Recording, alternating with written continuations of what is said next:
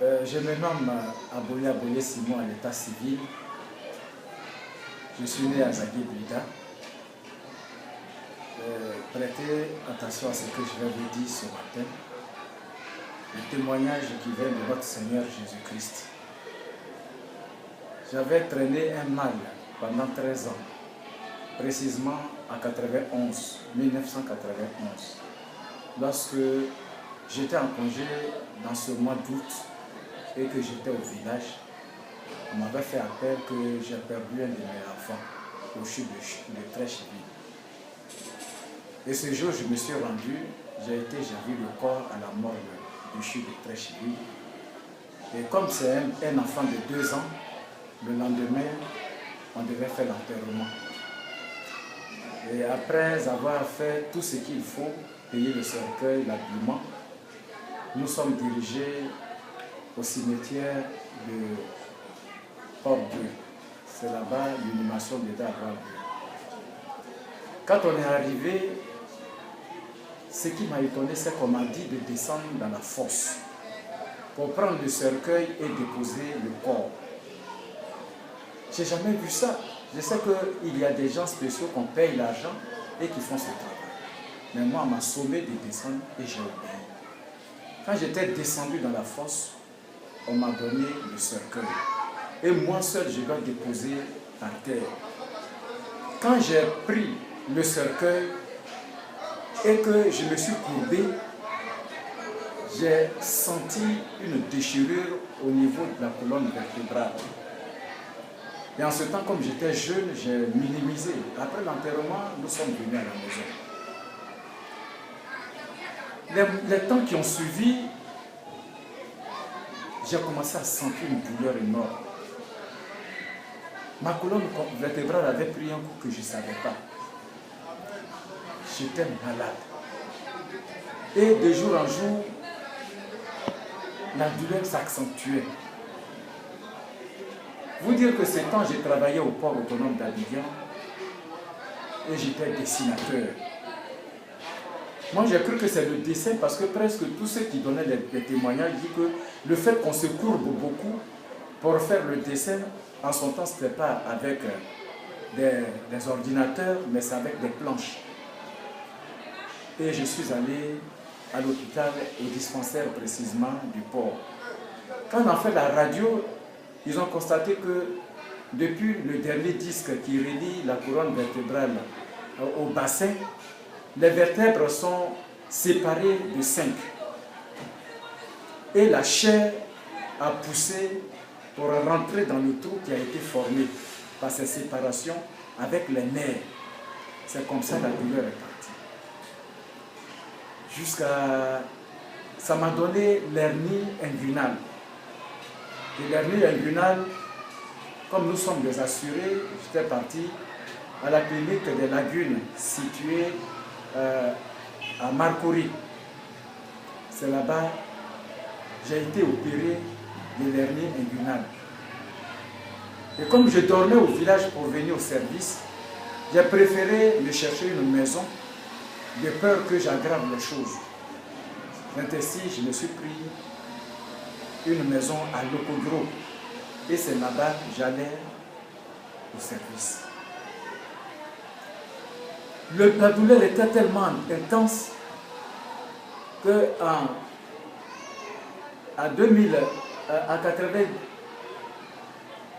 presque 98, mon papa fut malade. Il a été paralysé de tout son corps. Mon papa ne pouvait pas marcher. Il ne pouvait pas s'asseoir. Alors, on me l'a fait venir à la maison à Locodro. Il faut dire que je ne connaissais pas le Seigneur, tant bien que j'allais à l'église catholique, bien sûr. Je ne me moque pas d'une église, mais il n'y avait pas de suivi. Donc on était libre de faire ce que nous voulons. On volait, on buvait, on cherchait les femmes, comme toute personne. Et quand mon papa fut malade, il a passé 4 mois couché. Les fétichons défilaient jusqu'à ce que ma carte magnétique, je l'ai donnée à un usurier. Il m'a prêté 500 000 francs. Regardez, 500 000. plus l'intérêt. Ça veut dire que tous les mois, pratiquement, j'ai rien. Mais le Seigneur me donnait à manger. Je payais l'école de mes enfants. On n'a jamais resté un jour sans, dans la faim. Je trimballais mon père ici. Et là, on dit celui-là est mieux. Je m'en vais. Celui-là est fort. On m'a dit de donner tout ce qu'il faut. Comme vous connaissez, les charlatans, ils demandent. J'ai fait un effort pour former avec mes frères. Jusqu'à ce que le 4e mois, précisément en octobre, le 1er octobre 1999, Dieu a amené un ange, c'était un dimanche à 16h, au moment où les 4 tradis praticiens, si je peux les appeler ainsi, étaient venus pour m'encaisser. Dieu a amené un ange qui est rentré dans la cour, parce que c'est une cour fermée, où il y a beaucoup de locataires. Et quand le monsieur est entré, il a commencé à dire, vous ne savez pas que c'est Jésus qui sauve? Et puis vous prenez mon papa pour aller vous promener chez les charlatans. Il a dit devant ces gens-là. Et il m'a posé la question, où il se trouve? Je lui ai dit, suis-moi. Écoutez bien ce que je vous dis. Il m'a suivi. Quand on est rentré dans la cour, il dit, où il est couché? Je dis, là, dans cette chambre. Il y a une chambre au dehors. Quand j'ai ouvert la chambre, et que le monsieur s'est aperçu des 3 canaris que mon papa prenait pour boire, pour se laver, il a dit, mais qu'est-ce que ces canaris font ici? Je lui ai dit, ah, il est tellement souffrant qu'il criait la mort. Je l'ai amené, les charlatans m'ont donné, c'est une mixture que je lui donnais à boire, à se laver. Il dit de jeter ces canaris. Je lui ai dit, si tu es porteur d'un message de la part de l'Éternel, dis-le moi, à l'instant même, je vais faire disparaître ces canaris. Il m'a demandé par 3 fois, es-tu sûr, si je te donne le message, tu pourras faire sortir ces canaris? Je lui ai dit, à l'instant même, tu libères le message, je fais sortir les canaris. Là, il m'a dit, il y a une église à côté, va et tu verras ce qui va se passer. Au même ça, il a dit que je l'ai mis à la porte. Je suis entré dans la chambre et puis j'ai pris les canaris. J'ai dit, votre rôle est terminé et je les ai acheminés dans la poubelle. On nous a donné rendez-vous. J'ai dit à ma soeur, j'ai dit, ah, comme je n'ai pas le temps, toi, il faut le suivre pour aller connaître à côté où se trouve l'église. C'est ce que ma soeur a fait. Ma soeur est partie avec le monsieur. On lui a montré l'église. Elle a pris soin de demander au pasteur, quand est-ce que vous recevez? Il dit, ils ont une prière, une cellule la nuit de mercredi, de 18h à 21h. Donc, quand je suis allé au service, le mardi, j'ai déjà demandé permission à mes supérieurs qui m'ont laissé. Donc, ce mercredi matin, j'ai travaillé jusqu'à midi, je suis venu à la maison. On s'est tous apprêtés. Maintenant, le diable a encore remué sa queue là-bas. Je suis allé jusqu'à l'hôtel Blanc, pour ceux qui connaissent ce coin, à Locodro, pour trouver un taxi et venir à l'intérieur pour prendre mon papa. Je ne trouvais pas de taxi. Jusqu'à ce qu'il soit 17h. 17h, tous les taxis qui viennent d'Aoubou-Doumé sont pleins. J'ai dit, mais Seigneur, tu as mené un ange pour nous dire que tu vas guérir mon père. Mais je ne trouve pas de moyens pour partir. Comment je vais faire? Et à 18h, un taxi, tout nouveau. Les sièges même, on n'a pas enlevé les plastiques. Le taxi a fait demi-tour et est venu carrer devant moi. Pourtant, je n'ai même pas appelé. Et quand le taximètre est arrivé, il dit, monsieur, vous partez où? J'ai dit non, que je vais à Kouté, à l'église, avec mon papa. Il dit où il est? J'ai dit, il est à l'intérieur du village. Il dit, monte. Quand j'ai vu la route, la piste qu'il faut prendre, et la voiture aussi belle comme ça, je suis monté, on est arrivé, ils se sont apprêtés. Ils étaient 4 derrière et j'étais devant. Au moment où on a démarré, j'ai dit au taximètre, j'ai dit, mais tu as oublié de mettre le taxi en marche. Il dit, laisse. Et le compteur en marche. Il dit, laisse. Donc on est parti. Arrivé à ce lieu de culte, je dis, mais puisque je n'ai pas négocié le prix avec toi, et que le compteur n'était pas aussi en marche, je te donne combien? Il dit, c'est que tu as. Mon frère, je n'ai que 600 francs dans ma poche. Et je lui ai remis les 600 francs.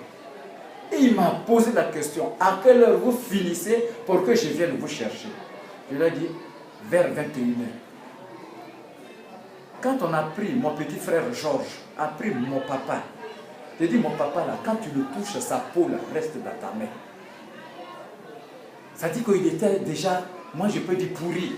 Parce que entre les orteils, c'était déjà, je peux dire gâté. Et quand on est rentré dans l'église, on a amené une natte qu'on a fait, puisqu'il sentait un peu, on ne l'a pas fait mélanger aux gens, et on a mis à l'arrière, si vous voulez, à l'entrée même de l'église, et on l'a fait coucher. Nous, on avait pris place avec l'assemblée, et le pasteur d'alors a commencé à prier, et puis il a dit, regardez derrière, regardez à l'entrée de la porte, vous voyez 3 personnes qui sont là-bas, nous on ne voit rien, parce que c'est spirituel. Il dit, ces 3 messieurs, lorsque le vieux a quitté sa maison, il y a eu un contact dans sa maison. C'est un fil qui relie le village. Et qui viennent, quand les gens viennent travailler, et ils viennent y mettre de l'eau après pour enlever tout ce qu'ils ont fait. Voilà pourquoi le vieux ne guérissait pas. Parce qu'ils veulent que le vieux meure. Mais quand ils sont arrivés, le médiateur qui est dans la maison, c'est lui qui leur a fait appel pour dire, ah, il se déplace. Mais la grâce qu'on a eue, c'est que la personne ne savait pas que c'est à l'église on venait. Donc, eux, ils ont suivi jusqu'à quand ils sont arrivés à la maison. Ils n'ont pas vu le vieux et c'est l'odeur du vieux qu'ils ont suivi pour arriver. Mais ici, là, moi j'ai mis le feu. Ils ne peuvent pas entrer. Et puis, il s'est adressé à mon père. Il ne s'est pas levé, il était à l'hôtel et puis il parlait directement. Il dit, papa, tu as dit que quand tu guéris, tu vas te venger contre ses ennemis. Mais moi, je te dis que je suis la rétribution. Je vais te guérir. Quand ils vont te voir marcher, un à un, ils vont partir. Il a ouvert seulement la bouche pour dire, papa, lève-toi et marche. Quand j'ai vu ce squelette se lever, et se tenir debout, je me suis laissé emporter. J'ai croisé, je me suis dit, c'est à cause de moi que Dieu a permis que les sorciers fassent ça sur mon père. Je me suis laissé emporter. J'ai dit, je t'ai prouvé, je te saisis. Je vais marcher avec toi. Et j'ai dit beaucoup de choses. J'ai dit d'abord, la maison que tu me donneras quand je vais fermer ma bouche, les murs vont te louer. En ce temps-là, j'avais 2 femmes. Je lui ai dit, la femme que toi-même tu consentiras me donner, cette femme sera à ton service. Tous mes enfants, tu les délivres. Parce que c'est moi qui ai fait qu'aujourd'hui, la sorcellerie s'est emparée d'eux. Croyant te connaître, ces enfants, tu les délivres. Et ils vont faire ton travail. Qu'ils soient directeurs, qu'ils soient ministres, ils vont te servir. Mes frères, mes soeurs, ma maman, même mon père, tous te seront à ton service. Et quand j'ai fini de dire tout ça, il dit, allez-y, que ton papa est guéri. Voilà comment j'ai croisé l'Éternel des armées. Et j'y suis resté dans cette église évangélique.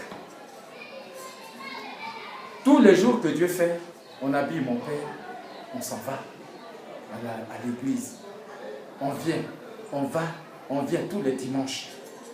Et voilà qu'un jour, ce fameux jour, on était à l'église et une personne est rentrée dans cette église. J'ai vu la personne au seuil de l'église, la porte. Quand la personne est entrée, elle a cherché et puis à côté de moi, elle est venue s'asseoir. C'était en 99. En ce moment, j'avais déménagé et je suis à la Sipile, Maniadoua. C'est là-bas que j'ai pris ma maison. J'ai payé cette maison. Elle est venue s'asseoir, cette personne à côté de moi. Et quand le culte était fini, il m'a dit, ah, on a eu une veillée de prière à Andokwa. je t'invite. La phrase que je lui ai dit, j'ai dit, moi, je ne change pas d'église. Où j'ai vu Dieu se manifester, je vais partir où encore? Je ne bouge pas. La personne s'est levée, puis elle est partie. Elle n'a pas invité une autre personne. Un jour encore, cette même personne a apparu dans l'église et est venue encore s'asseoir à côté de moi. Elle m'a dit la même chose qu'auparavant. Je lui ai redonné la réponse que moi j'ai dit, je ne change pas d'église. Ici, là, j'ai trouvé Dieu qui a parlé seulement. C'est que j'ai lu dans la Bible. Je l'ai vu concrètement. Où je peux trouver ça? Voilà, pour une troisième fois, la personne est revenue et m'a reparlé. C'est ce jour-là que je me suis assis et puis j'ai dit non. 3 fois. Et la même personne, ça veut dire qu'il y a quelque chose qui m'attend. Donc je dois chercher à aller à cet endroit. Voilà comment je suis venu en moi-même et je lui ai posé la question, où se trouve votre église? Elle m'a dit, Andokwa, quand tu arrives après le marché, tu viens un peu devant, tu verras et tu demanderas. En ce temps, ce n'était pas la MPR. C'était une cellule de prière tenue par la prophétesse Yaoundissa. Et ce mercredi, Dieu merci, mon petit frère Georges est venu du village et je lui ai dit, ah, je suis invité dans une église, tu m'accompagnes. Il n'a pas dit autre chose. Il a été content de m'accompagner. Et nous sommes arrivés. C'était dans la cour. Je n'ai pas vu la prophétesse, puisque je ne la connaissais pas. Même la personne qui m'a convié à cette fête-là, je ne l'ai pas vue. À cette cellule, je ne l'ai pas vue. Et au moment où le culte commençait à prendre de l'ampleur, une femme tombe, saisie par l'Esprit de Dieu, et a crié mon nom. Monsieur Abolé. Monsieur Abolé, c'est maintenant tu es parmi mes enfants. Que là-bas où tu es resté, là, j'ai éteint la lumière parce que ce pasteur disait que c'est lui qui a guéri ton père. Mais comme tu es responsable dans ce lieu, moi, ton Dieu, je te dis, il faut rester jusqu'à mon temps. Quand mon temps viendra, je vais te montrer où tu vas me servir. Quand la femme s'est levée et que le culte a pris fin, la servante de Dieu est sortie de sa chambre, du salon plutôt, puis elle est venue prendre place. Et c'est là, moi, je me suis approché d'elle. J'ai dit, maman, c'est moi abonné. Que le message qui vient de sortir là, c'est pour moi. Mais comment je fais? Elle a dit seulement, ah, il faut obéir à la parole de Dieu. Dieu dit que là-bas, là, il a éteint. Mais comme tu es responsable, reste là-bas jusqu'à son temps. Arrivé à la maison, je n'ai pas dit à mes femmes ni à mes enfants. Je leur ai dit tout simplement qu'à partir d'aujourd'hui, personne ne me suivra pour aller à l'église. Vous restez, moi seul je vais partir. Parce que là-bas, j'étais président de la chorale. Les toges qu'il portait là, c'est moi qui ai payé parce que Dieu a fait un grand miracle que je n'ai jamais vu. Et moi, en reconnaissance, j'ai payé les touches. Et j'avais ma touche à la maison. Donc, les dimanches, je partais. On a fait une cellule chez moi. Ce pasteur et sa femme venaient nous entretenir jusqu'à un jour.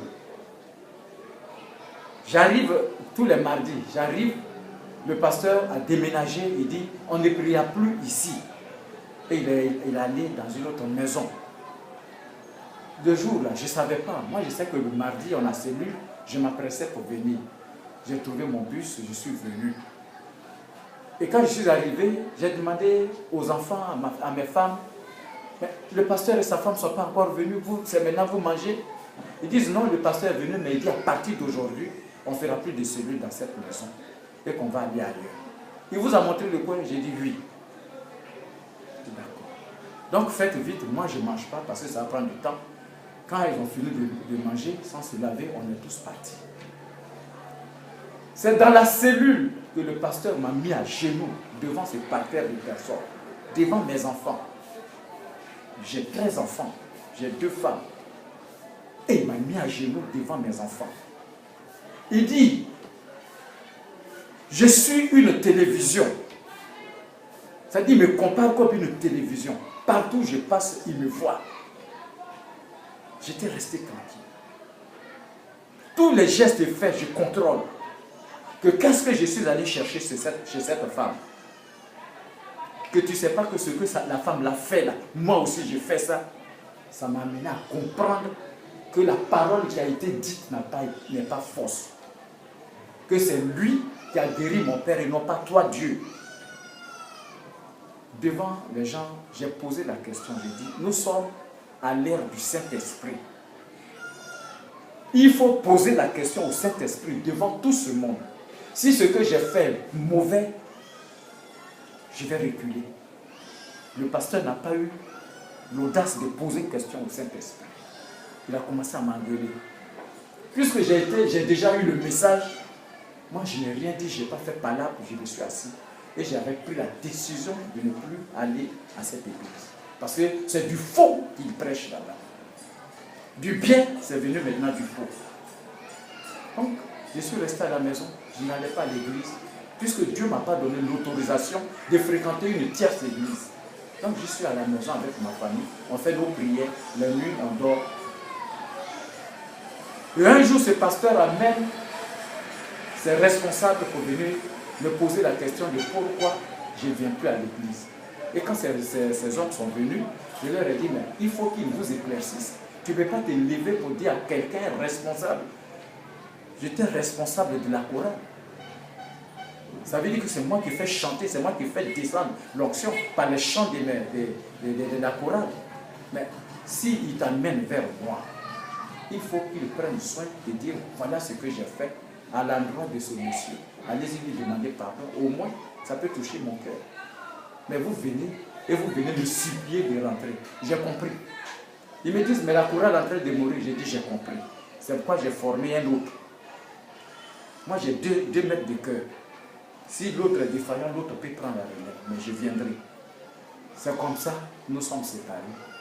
Et un jour, j'avais pris la décision d'aller leur remettre leur touche. Parce que si je prends la touche que je garde, c'est dit qu'on a encore une liaison. Et un dimanche, je me suis bien apprêté, je suis parti. Exprès en retard et je me suis mis dans le feu. Et dès qu'il m'a aperçu, son garde-corps, comme les églises ont des garde-corps maintenant, a dit, ah voilà, M. Abonné dans la foule. Et quand il m'a vu, lui a dit, lui de venir et prendre sa place. Quand cet homme est venu vers moi, je lui ai dit, je ne prends pas ma place. Parce que je n'ai pas de place là-bas. Va lui dire, s'il veut que je reprenne, qu'il prenne le micro, parce que ça fait près de 3 mois, les gens ne me voient pas ici. Qu'il dise ce que j'ai fait. Comme ça, quelqu'un d'autre ne va pas faire la même chose. Quand il est reparti, il a dit, c'est moi qui t'ai dit, je n'ai rien à expliquer, il n'a qu'à venir. Donc quand il est venu, par obéissance, je me suis levé, j'ai été au vestiaire, me réhabiller, et puis je suis venu joindre mon groupe, tout en gardant le secret que Dieu m'a livré. Et je suis venu, j'ai fait quelques phases, on a acclamé, on a chanté, et Dieu merci. Le président est revenu, c'est bon. Ça, en tout cas, c'était l'apothéose, je peux dire. Parce que ce jour-là, c'est comme un Messie qui est rentré. C'était beau. On a dansé à l'honneur de notre Dieu. Et quand on a fini, à la sortie, j'ai déposé mon manteau pour leur dire, la personne qui lave les touches n'a qu'à laver. On est à la prochaine. Et c'est à la prochaine qui est jusqu'aujourd'hui. Tout ce temps que j'ai quitté cette église, je ne fréquentais plus l'église. Je ne venais même pas à ce lieu. En de quoi? J'étais chez moi à la maison. Et c'est là maintenant l'Éternel va commencer son travail. La douleur était là. Je souffrais. Je ne peux même pas aller uriner. Je ne peux même pas aller au WC. Parce qu'il faut pousser. Mais tout est coincé à moi. Je ne peux pas marcher, faire même 2 mètres. Il faut que je m'asseye. Je m'assois, je ne peux pas me lever. Au moins mon père est guéri. Dieu soit loué. Et moi maintenant. C'est là maintenant, il faut prêter attention. Parce que les grandes choses arrivent. J'étais à la maison. Et un samedi, je vois la servante de Dieu et son mari qui viennent garer leur véhicule devant ma porte. Quand ils sont rentrés, il dit qu'ils sont porteurs d'un message. Ah! Mais papa, maman, qui vous a montré chez moi? Vous habitez à William-Ponty, que moi je ne connais pas. Mes pères là, je suis venu une fois. Je ne suis plus rentré là-bas. Qui vous a montré ici? Ils disent, c'est le Seigneur qui nous a montré ici. C'est lui qui nous a accompagnés jusqu'ici. Pour te donner un message. Et à partir d'aujourd'hui, ils ne veulent plus te voir dans une autre communauté. J'ai pris note. En même temps, ils sont partis. Quand ils ont lancé ce message, ils sont partis. Encore, je ne sais pas combien de temps après, les deux sont revenus pour me dire, le Seigneur dit que tu dois travailler avec la mépère, avec la prophétesse et le pasteur. Mais il te dira le temps que tu vas mettre pour venir. La troisième apparition, ils ont dit que Dieu dit, c'est pas avec deux femmes, je dois le servir.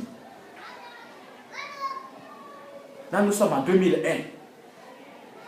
Il dit, il ne peut pas aussi non plus te dire de te débarrasser de ces deux femmes. Mais tu choisis une dedans. Tu la portes. Lui, il va vous marier avant que tu ne fasses son œuvre. Quand ils sont partis, un jour, deuxième jour, je suis venu du service, j'ai réuni les deux femmes. Puis je leur ai dit, moi, je vais faire l'œuvre de Dieu. Je vais me marier légalement. Je vous aime tous deux, je vous ai dotés tous deux.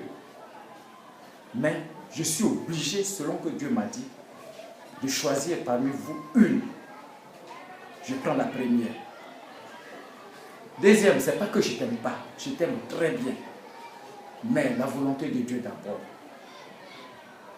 Voilà comment, en 2001, par sa grâce, j'ai fait mon mariage à Petit Boaké, au temple de Petit Boaké, derrière Mikao. Je peux dire même que dans cette église ou dans cette mission, j'ai été le premier qui s'est marié.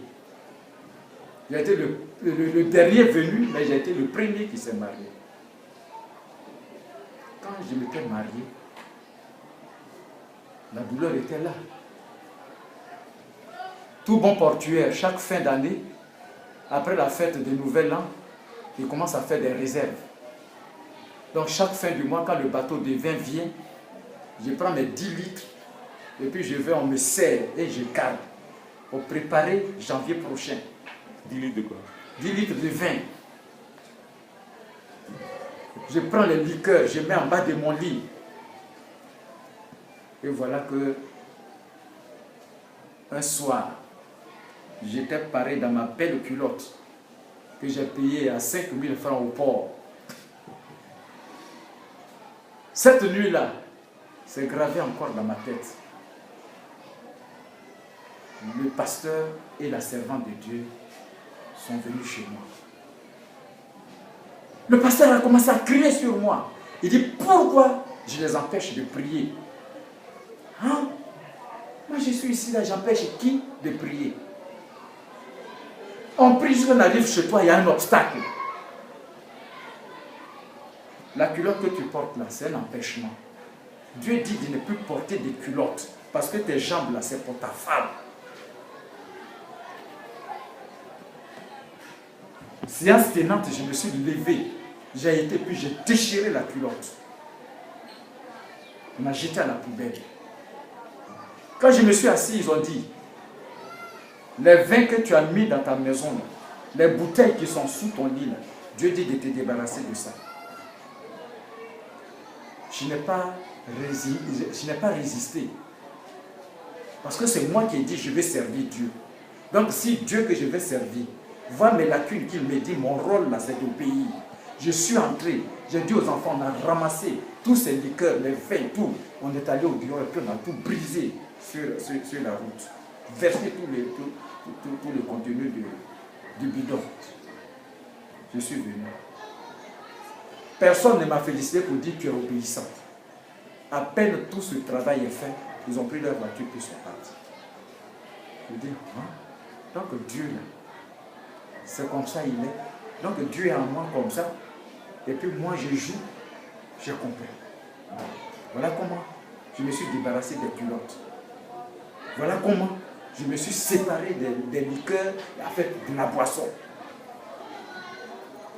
Petit à petit, jusqu'à 2004, dans ma souffrance. En août 2004, j'ai pris mon congé. Avant de prendre ce congé, l'assurance a déjà préparé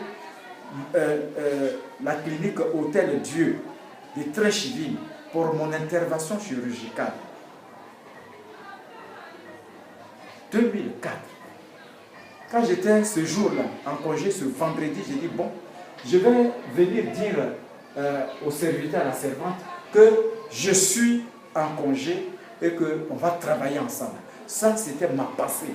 Mais je ne savais pas qu'il y a quelque chose qui m'attendait. Lorsque ce vendredi, je suis entré ici, il était dans les environs de 18 heures, la servante de Dieu se tenait devant la porte. Dès qu'elle m'a aperçu, elle a dit, c'est toi que j'attendais avant d'aller me laver. Hein? Elle m'a pris par la main et on est rentré dans le bureau. Assis face à face, elle ne m'a pas demandé de nouvelles. Elle a tiré le tiroir et puis m'a donné un bout de papier. Elle dit, voilà le message que Dieu te donne. Il faut lire. Quand j'ai ouvert ce papier, le message est, dis à mon fils de ne pas aller se faire opérer la hanche. S'il se fait opérer, il va ressortir sur une chaise roulante durant toute sa vie. Mais qu'il vienne, moi, l'Éternel, je vais le guérir. Voilà le contenu de ce papier.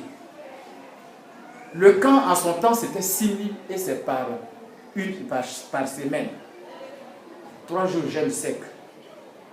Mes frères, je me pressais de ce que le temps vienne. Et quand ce temps de camp est arrivé, je suis venu. Je suis entré dans le camp. On a commencé la prière, intensement la prière. La prière, et puis en coup, je suis tombé. Et il y avait une servante de Dieu, Madame Glaï Augustine, qui s'est approchée de moi quand j'étais effondré, puis elle a commencé à prier. Quand elle dit « sors », il y a une fumée qui sortait de ma bouche. Quand elle accélère, ça sort rapidement. Je voyais comme un arc-en-ciel, c'est-à-dire la fumée de l'arc-en-ciel, c'est comme ça. La couleur de l'arc-en-ciel, c'est comme si quelqu'un tirait. Mais quand elle baisse un peu le ton, ça sort lentement. Et il y a 2 jeunes encore qui se sont joints à elle pour crier fort à l'Éternel. Je dis, quand ils criaient fort, ça sortait, ça sortait, ça sortait, ça sortait. Et quand on a fini, le samedi où nous devons sortir, après la douche, j'ai dit, ah, j'ai mal à la hanche. Je viens, Dieu ne touche pas à ma hanche. Ce que mon frère, j'ai murmuré dans mon cœur, quand la servante de Dieu a pris la parole avant de passer à l'évangile, elle a dit, il y a certains qui viennent, ce qui va les tuer précocement, quand Dieu prend le soin, il se fâche. Je me suis retrouvé dans ça. Et j'ai commencé à me repentir. Je dis, Seigneur, je ne savais pas que ce que tu as fait là est ce qui allait me tuer en premier lieu. Et puis, on est parti. Pour le deuxième camp, quand je suis venu, mon frère, Dieu, il est Dieu. Non, il est Dieu. Il est vraiment Dieu. Je sentais de la pénicilline dans mon corps. C'est-à-dire tout mon corps extérieur sentait de la pénicilline. À tel point que le voisin qui était couché à côté de moi, il dit, mais monsieur, tu as bu de la pénicilline? J'ai dit, mais ici, le médicament ne rentre pas. J'ai pris de pénicilline. Il dit, mais tu sens trop de la pénicilline? Alors que le travail a commencé comme ça. Tu sens beaucoup la pénicilline. Tous ceux qui m'approchent disent la même chose. Tous ceux qui s'approchent disent... Donc j'ai été uriné et je sentais vraiment que mon urine, mon pipi, la sentait de la pénicilline. Hein? Donc le travail a commencé. J'ai commencé à me disposer maintenant. J'ai dit, quand j'entends quelqu'un dire je suis guéri là, je suis en train d'uriner. Pour un travail comme ça, la colonne vertébrale séparée des 5 vertèbres, et puis tout de suite je lui ai dit que je suis guéri. J'ai dit que ça m'a valu 3 ans de camp, sans interruption. Je dormais là, et puis j'allais à l'église, j'allais au travail. 3 ans, 2004 à 2007, 30 novembre 2007. Mon dernier camp, c'était à Otopé, le village de la Servante de Dieu. Et c'est là que j'ai fini mon dernier camp. Je dis bien 3 ans pour que Dieu puisse faire ce travail. C'est un travail minutieux. Donc toi qui viens à un camp, et puis tu te dis tu es guéri, tu es menteur. Ça, il faut que je te le dise, tu es menteur. Et à ce dernier camp, un message m'a été donné. Dis à mon fils que j'ai tout mis en place. Il est guéri. S'il n'est pas sûr, il n'a qu'à aller faire le scanner. Il va comparer les 2 photos, il verra qu'il est guéri. Mais comme il a été bien précis, Dieu là, il a été très clair. Il dit comme les nerfs sont coincés longtemps, c'est normal par moment qu'ils sentent des douleurs. Mais un jour, il ne va plus connaître ces douleurs. Je suis allé, j'ai fait le scanner, j'ai témoigné à l'église devant tout le monde avec ces 2 photos. Aujourd'hui, je te parle, je ne sens plus même un petit mal. La guérison a été parfaite. C'est pour ça que j'ai dit au Seigneur, tu m'as guéri, voici ma personne. Cette personne est souillée de son extérieur à son intérieur. La maison même que tu as payée, là, il a souillé. Mais je te laisse libre cours de faire tout le travail que tu veux pour que je redevienne normal et que ce qui sortira de ma bouche doit être vérifié. Et c'est en cela, pour couronner cette victoire, lorsqu'en 2006, j'avais perdu cette femme qu'il m'a mariée devant les hommes et devant lui, et que j'étais prêt à aller prendre la deuxième que j'ai laissée longtemps pour en faire mien. Ce jour-là, j'ai payé des liqueurs. J'ai déjà dit à mon oncle au village, il faut que tu m'accompagnes pour que je puisse aller la prendre. Mais le Seigneur était à côté. Il me voyait. Parce qu'il m'aime, il ne veut pas que j'aille à la perdition. Écoutez ce qui va suivre. Ce samedi-là, j'étais au village. J'ai dit à mon oncle, j'avais donné déjà 10 000 francs à cette femme, d'aller préparer la nourriture parce que je viens avec les gens. J'ai dit à mon frère, Papa Tano, du port autonome d'Abidjan, qui est aujourd'hui directeur du port de pêche. On était ensemble. Il était d'accord de m'accompagner à Élevis pour prendre cette femme. Mais au moment où j'étais au village, que je m'apprêtais, lui, il a passé derrière pour aller voir la servante et le serviteur. Dès qu'il est arrivé, on lui a donné le message cru. Quand il a fini de lire qu'il y a la mort dedans, à 21h ce samedi, il m'a appelé. Il dit, Papa Bolé, il ne faut pas partir. Il faut venir à Abidjan. Il faut venir à Abidjan le plus rapidement possible. Que moi, je ne vais plus avec toi. Quand il a dit ça, puisque moi je savais déjà, j'ai dit, ça y est. J'ai dit à mon frère, il dit, ah, je n'ai pas tenté Dieu, mais Dieu, comme il m'aime, il n'a pas voulu ma mort. Il a dit de retourner à Abidjan. Mon frère a dit, mais comment ton oncle va va percevoir ça. Je dis, je vais aller. Donc la nuit, 21h, on est allé frapper à sa porte. Je lui ai dit, ah tonton, je ne vais plus aller. Il dit, pourquoi? Pourquoi tu me donnes honte? J'ai dit, je ne t'ai pas donné honte. Mais il y a eu une urgence à Abidjan. Je m'avais, tu peux prendre des gens à aller, mais moi je ne vais pas. Et le lendemain, je suis venu. Monsieur Tano, il était déjà dans la cour, il m'attendait chez moi. À peine je suis entré que je l'ai vu, j'ai commencé à déménager. Ça dit, mon corps était malade.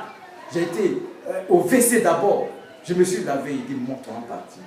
Je suis monté dans sa voiture. Dès qu'on est arrivé, la servante de Dieu a ouvert la page. Et quand j'ai pris connaissance de la colère de Dieu, je me suis rangé directement.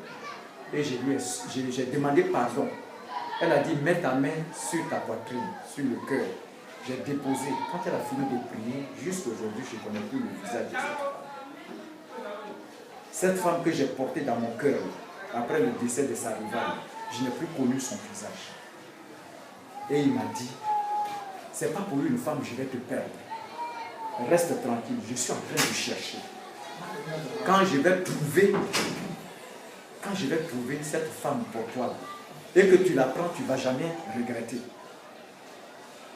Voilà comment mon deuxième mariage a eu lieu le 27 janvier 2007 avec, en son temps, mademoiselle Kofi André Edwige.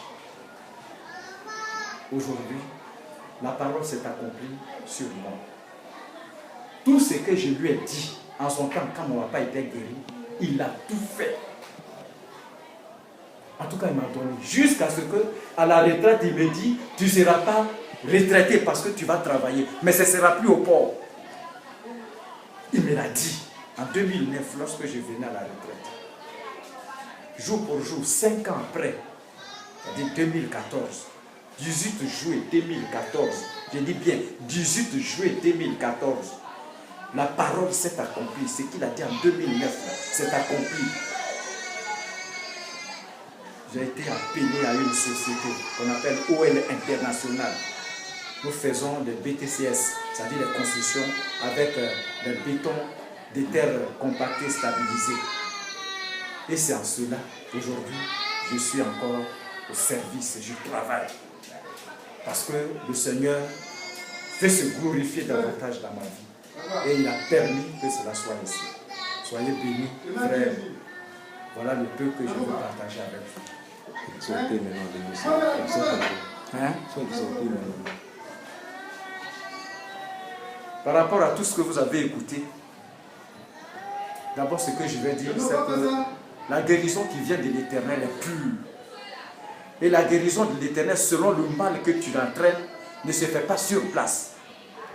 D'abord, il prend soin d'enlever tout ce qui est précipité, c'est-à-dire qu'il doit te tuer à l'instant même, là, il prend soin d'enlever. Voilà pourquoi il y a beaucoup de délivrances qui durent. Maintenant, quand il rentre dans le vif du sujet, la joie que tu as là, c'est-à-dire le mal qu'il a enlevé là, tu n'as plus ça jusqu'à la fin de tes temps. Sauf quelque chose d'autre qui vient. Mais pour des gens qui viennent aujourd'hui à un camp de prière, demain ils ne viennent pas parce qu'ils n'ont pas l'argent. Mais l'ennemi ne veut pas te laisser. Tu dois faire cet effort. Si on t'a dit 3 camps, il faut faire plus que ça. Et tu vas témoigner comme je témoigne. On se presse pour avoir une femme. Moi, il a été clair pour moi. Il dit, tu as 2 femmes. Je peux enlever les 2 puis te donner une. Mais ça ne serait pas bon. Choisis-toi une. C'est ça Dieu. Quand on dit Dieu dit, je t'ai donné là, c'est comme ça. Choisis-toi une femme. Apporte, et puis moi je vais te bénir. J'ai choisi. Mais comment le divorce de l'autre a été fait? Je n'ai pas été m'asseoir devant un public pour dire non, et elle a fait ça, ceci, cela. Non. Lui-même, il nous a divorcés. L'autre partie, elle a trouvé un homme avec qui ils ont fait 2 enfants. Elle se plaît là-dedans. Je suis chez moi. Quand l'autre n'a pas suivi ce que l'Éternel nous a donné comme recommandation, elle est partie. Et qu'est-ce que j'ai voulu faire? Ma chair a voulu me pousser à l'erreur. Dieu me voyait. Mais il attendait son heure pour frapper. Au moment où je m'apprêtais, la boisson même que j'ai payée est devenue coutoukou. Coutoukou, j'ai dit bien coutoukou. puisque j'avais donné une boisson à un ami du quartier qui avait perdu sa maman pour recevoir ses amis.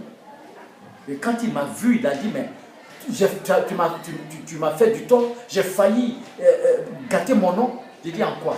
Il dit, mais la boisson, c'est du coup, tu as payé pour moi. J'ai dit, moi, tu sais où j'ai payé cette boisson? Je l'ai payé au cash center au plateau. Il dit, mais c'est du coup. Pour moi, même à la maison, quand je suis entré, je sentais coup. Tout était transformé en coup. C'est ça, Dieu. Quand on dit Dieu aime quelqu'un, là, c'est comme ça. Il met lui-même son empêchement. Et j'y suis resté. Ce qu'il a dit là, il dit, reste tranquille. Je te cherche une femme, quand je vais te trouver, je vais te donner. Il a cherché, il a trouvé ce qui est convenable pour moi. Je me suis marié, peinard, je mange bien, je dors bien, je suis à l'aise. En plus, il dit, je vais te donner un travail. Il a dit, depuis 2009, je n'ai pas prié pour travail, je suis à la retraite. Mais lui, il dit, moi, je vais te donner. À cause de l'obéissance. C'est le seul mot que je peux te donner. Sois obéissant à la parole de Dieu. Quand il t'a dit, ma fille, tu vas te marier, mon fils, tu vas te marier, ne cours pas. Il sait pourquoi il a retardé, à cause de ton entourage. Quand il a fini de balayer, il a dit, tiens ta femme. Je me suis marié, c'était propre et c'était bien. Donc ce jour, je crois que j'ai assez parlé et que tu as compris. Tu sauras rester dit selon que l'Éternel, si toi aussi, pour terminer, tu es un appelé de Dieu, que dans tout ce que j'ai dit, tu te trouves là-dedans, prends ton mal en patience. L'heure du Seigneur, personne ne connaît. Si tu as promis quelque chose, il faut oublier même la chose, puis ça va te surprendre. Soyez bénis au nom de Jésus. Amen.